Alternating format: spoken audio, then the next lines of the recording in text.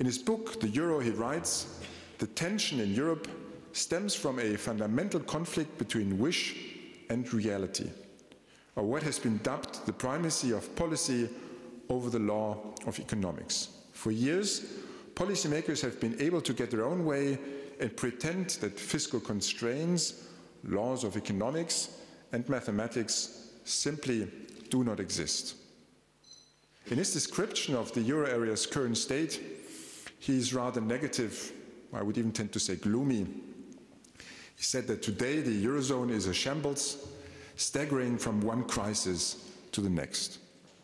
And as he knows, I'm not as pessimistic as he is with regard to the state of the euro area, and this is not only because of the difference in age and the fact that as life advances, recollection takes the place of hope, to quote the German writer Wilhelm Raabe.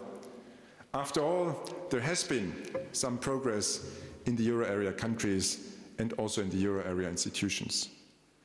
But I do agree with him that one important reason for the euro area crisis was the limited success of capital markets in constraining public and private indebtedness in the euro area member states, which found its expression in an exaggerated convergence of risk premiums for lending to governments and households in the euro area after the introduction of the euro.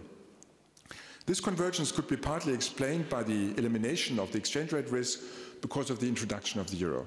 But the convergence in risk premiums went even further as investors mispriced the risks associated with the increase in public and private debt levels. While the rescue mechanisms that were put in place prevented the crisis in the euro area from escalating, they did so by bailing out creditors to banks and sovereigns. The principle of creditor liability was further undermined.